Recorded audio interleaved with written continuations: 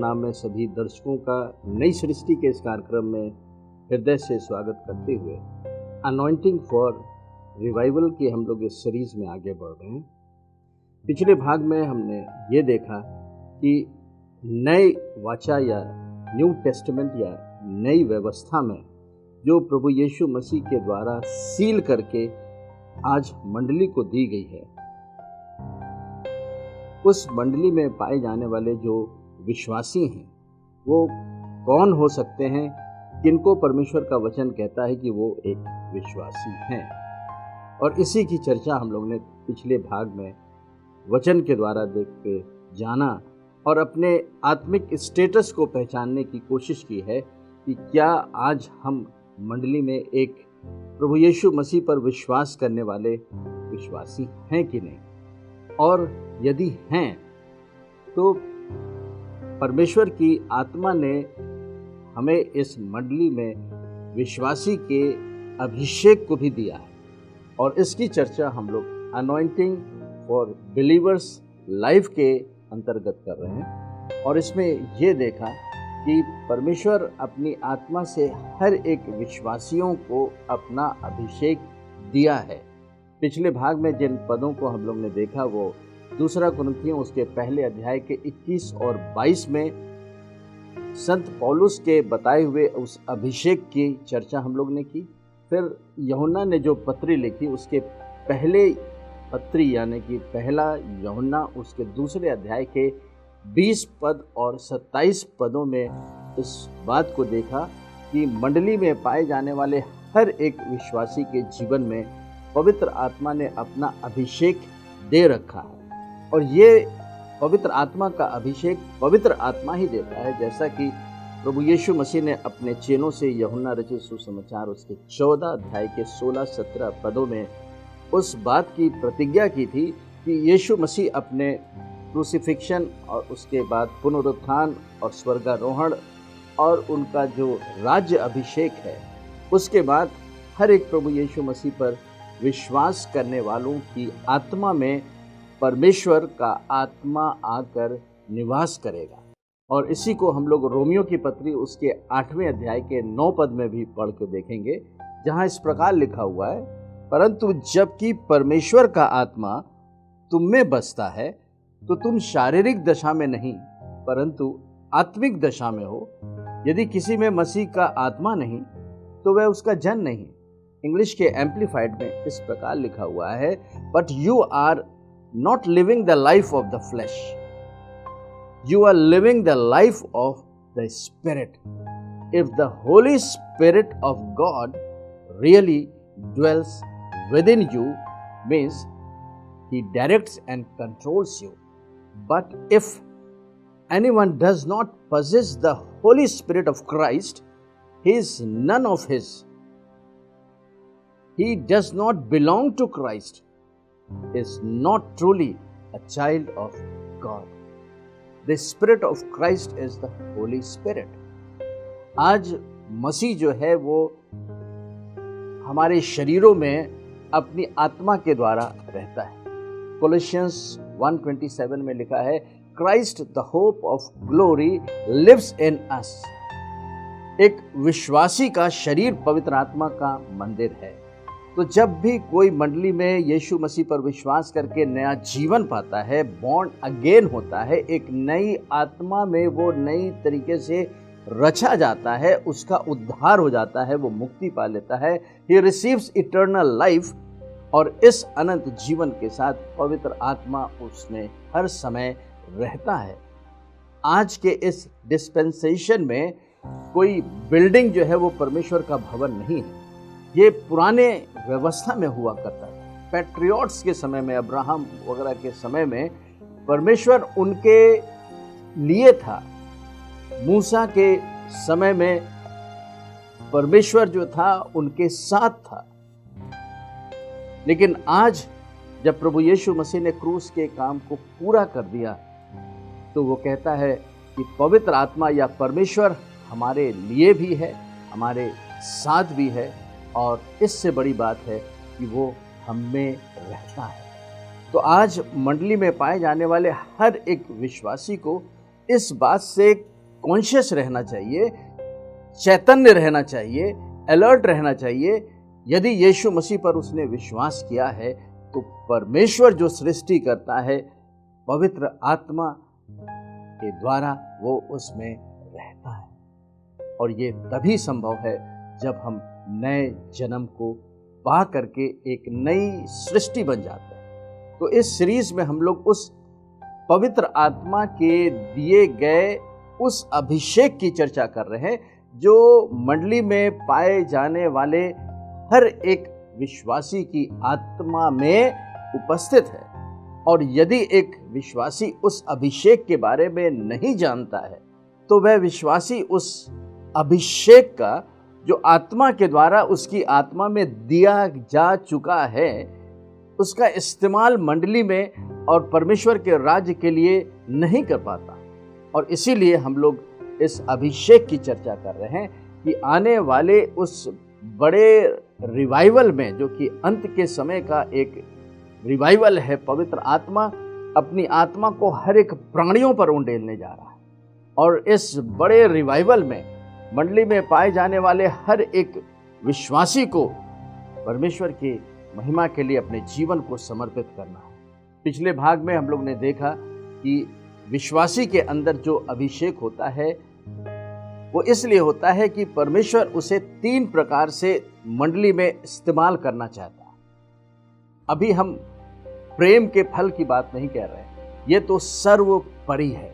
यदि किसी ने यीशु मसीह पर विश्वास किया है तो उसे दिन प्रतिदिन हर सेकंड परमेश्वर के उस दिए गए प्रेम में बढ़ना है।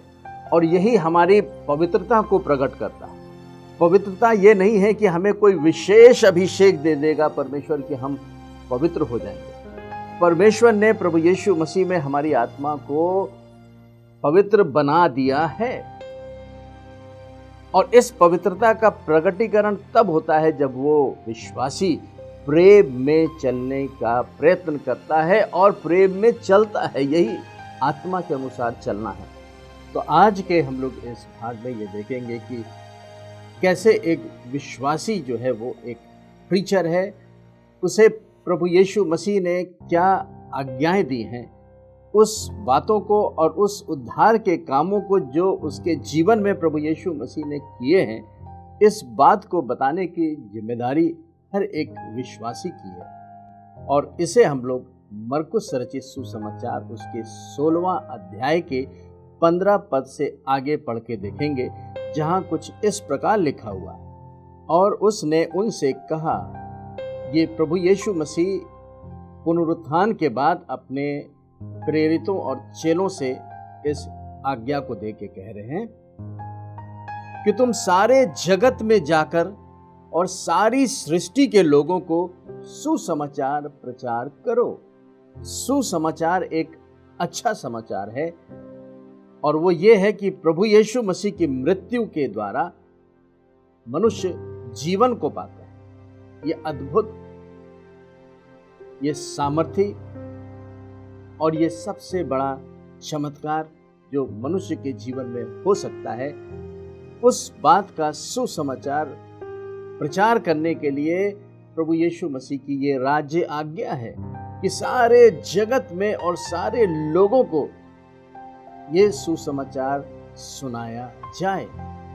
इंग्लिश के एम्पलीफाइड में लिखा है, go into all the world and preach and publish openly the good news, the gospel to every creature of the whole human race. और इसके बाद 16 पद में प्रभु यीशु मसीह इस बात को कहते हैं कि जो विश्वास करे और बपतिस्मा ले उसी का उद्धार होगा। ये सुसमाचार की खुशबू है, लेकिन जो इस सुसमाचार पर विश्वास नहीं कर रहा है उसके लिए ये सुसमाचार एक गंध भी है, जैसा कि पौलुस अपने कुरिन्थियों की पत्री में कहते हैं।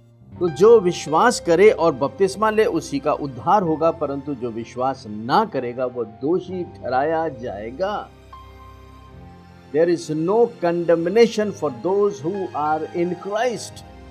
जो मसीह में है उन पे दंड की आज्ञा नहीं है, और ये दंड पाप का दंड है जिस दंड को प्रभु यीशु मसीह ने स्वयं अपने शरीर के ऊपर उठा लिया। इस बात की इमरजेंसी है कि हर एक विश्वासी को इस सुसमाचार को बताने की जिम्मेदारी स्वयं प्रभु यीशु मसीह आज हमारी मंडलियों में दे रहे हैं। और फिर इसके आगे कहते हैं कि और विश्वास करने वालों में ये चिन्ह होंगे कि वे मेरे नाम से दुष्ट आत्माओं को निकालेंगे। ये अटेस्टेशन प्रभु यीशु मसीह बता रहे हैं। नई नई भाषाएं बोलेंगे, सांपों को उठा लेंगे, और यदि वे नाशक वस्तु भी पी जाएं तो भी उनकी कुछ हानि ना होगी। वे बीमारों पर हाथ रखेंगे और वे चंगे हो जाएंगे। क्योंकि ये साइंस जो है वो अटेस्टेशन है कि जो सुसमाचार विश्वासी सुना रहा है वो सच है, क्योंकि इस सुसमाचार के पीछे स्वयं प्रभु यीशु मसीह काम कर रहे हैं। आज प्रभु यीशु मसीह महायाजक बैठ के स्वर्ग में महायाजक की सेवा कर रहे हैं, लेकिन इस पृथ्वी पर सुसमाचार को बताने की जिम्मेदारी वो मंडली के हर एक विश्वासियों को दिए हैं। और जब एक विश्वासी इन सुसमाचार की बातों को बताता है तो स्वयं प्रभु यीशु मसीह इन चिन्हों के द्वारा उसे अटेस्ट करते हैं, सर्टिफाई करते हैं कि ये सुसमाचार स्वर्ग का है। और फिर इसके बाद 19 पद में लिखा हुआ है, निदान प्रभु यीशु मसीह उनसे बातें करने के बाद स्वर्ग पर उठा लिया गया और परमेश्वर की दाहिनी ओर बैठ गया है। He is sitting in the power center of the Most High। और इसके बाद हम लोग देखते हैं कि 20 पद में लिखा, और उन्होंने निकलकर हर जगह प्रचार किया और प्रभु उनके साथ काम करता रहा। तो ये जो चिन्ह और चमत्कार है उसको करने वाले विश्वासी नहीं है, इसको स्वयं प्रभु यीशु मसीह करता है। और उन चिन्हों के द्वारा जो साथ साथ होते थे वचन को दृढ़ करता रहा। इंग्लिश के एम्प्लीफाइड वर्जन में हम लोग देखें, and they went out and preached everywhere while the Lord kept working with them and confirming the message by attesting signs and miracles that closely accompanied it. Amen. So it be. Therefore, every believer is supposed to be a preacher. Means he has to preach the good news, the message of gospel. And the message of gospel is Jesus' death, His burial, His resurrection, and His ascension, and His glorification, and His second coming. इसी के साथ एक पद को और भी देखेंगे जो मत्ती रचित सुसमाचार 28 अध्याय के 18 पद में पढ़ने को मिलता है। और इसकी चर्चा हम सभी सुनते आए हैं, लेकिन सुनना ही काफ़ी नहीं है, लेकिन उसे मानना भी है, उसे करना भी है। 18 पद में इस प्रकार लिखा हुआ है, यीशु ने उनके पास आकर कहा कि स्वर्ग और पृथ्वी का सारा अधिकार मुझे दिया गया। अक्सर इस स्वर्ग की बात में थोड़ा सा कंफ्यूजन होता है। इसके बारे में हमने स्पिरिचुअल वॉरफेयर की सीरीज में काफ़ी डिटेल में डिस्कशन किया है कि आखिर ये स्वर्ग या फर्स्ट, सेकंड, थर्ड हेवन क्या है। तो यहाँ पे प्रभु यीशु मसीह जिस स्वर्ग के अधिकार की बात कर रहे हैं वो अधिकार है जो पहले और दूसरे हेवन में पाए जाने वाले उन अधिकारी प्रधानता हाकिमों की और आकाश में रहने वाली दुष्टता की आत्मिक जो शैतानी अंधकार की शक्तियां काम करती थी, मनुष्यों को नाश करती थी, प्रभु यीशु मसीह ने उन सारी दुष्ट आत्माओं, शैतान, मृत्यु, पाप, सारी बातों के ऊपर अधिकार ले लिया है और उसे मनुष्यों को दे दिया है। और यहाँ पे प्रभु यीशु मसीह ये बता रहे हैं कि जो शैतान ने इस पृथ्वी का अधिकार आदम से छीन लिया था, वो सारी स्वर्ग और पृथ्वी का अधिकार अब यीशु मसीह ने ले लिया है। सामर्थ्य यीशु मसीह की है, लेकिन उस सामर्थ्य को इस्तेमाल करने का अधिकार उसने मंडली में पाए जाने वाले हर एक विश्वासी को डेलीगेट कर दिया है, ट्रांसफर कर दिया है। इसलिए मंडली में पाए जाने वाले हर एक विश्वासी को अलर्ट हो जाना है। उसने अपना आत्मा दिया है, अपना अभिषेक दिया है, और वो चाहता है कि उस अभिषेक के द्वारा आप शैतान के गढ़ों को उखाड़ दें। उसने कहा है कि मैंने तुम्हें सांपों और बिच्छुओं की, शत्रु की सारी सामर्थ के ऊपर अधिकार दिया है, इससे तुम्हारी कोई भी हानि ना होगी। इस कार्य को प्रभु यीशु मसीह ने सारी मानव जाति के उद्धार के लिए एक बार क्रूस पे पूरा कर दिया है और इसको आगे बढ़ाने की जिम्मेदारी हर एक विश्वासी की है जो मंडली में पाया जाता है। और इसके बाद 19 पद में प्रभु यीशु मसीह विश्वासियों से जो मंडली में पाए जाते हैं कहते हैं, इसलिए, किस लिए? इसलिए तुम जाकर सब जातियों के लोगों को चेला बनाओ और उन्हें पिता और पुत्र और पवित्र आत्मा के नाम से बपतिस्मा दो। The foundation of our faith is in God the Father, God the Son, God the Holy Spirit. क्योंकि ये उद्धार का काम इस ट्रायून गॉड, पिता, पुत्र और पवित्र आत्मा ने एक साथ मानव जाति के लिए पूरा किया है, तो इसलिए उसकी गवाही को हर एक विश्वासियों को, जिन्होंने उस उद्धार के काम को अपने जीवन में पाया है, उसे दूसरों को भी बताना है। और इसके बाद जो प्रभु यीशु मसीह का वायदा है वो कहता है कि और उन्हें सब बातें, वो बातें जो स्वयं प्रभु यीशु मसीह ने इस पृथ्वी पर रहकर अपने चेलों को, अपने प्रेरितों को शिक्षा में दी हैं, उन्हें सिखाया है, उन्हें बताया है, उन्हें करके दिखाया है, उन सारी बातों के लिए प्रभु यीशु मसीह बता रहे हैं, you have to teach them. एक विश्वासी को इन बातों की शिक्षा देना है जो वचन में प्रेरितों के द्वारा लिख करके हमें और आपको दी गई है। 20 पद में कहते हैं, और उन्हें सब बातें जो मैंने तुम्हें आज्ञा दी हैं मानना सिखाओ, और देखो मैं जगत के अंत तक सदैव तुम्हारे संग रहूंगा। वायदा हम लोग क्लेम कर लेते हैं लेकिन कंडीशंस फुलफिल नहीं करते। प्रभु यीशु मसीह ने अधिकार दे दिया है और हर एक विश्वासी को दिया है जो मंडली में पाए जाते हैं। और अब विश्वासियों को क्या करना है कि उस सुसमाचार को बताना है और उन बातों की जो प्रभु यीशु मसीह ने शिक्षाएं दी हैं, उन शिक्षाओं को भी दूसरों को बताना है। हर एक विश्वासी की ये एक मौलिक जिम्मेदारी है। And therefore every believer is a preacher and every believer is a teacher of the word of God।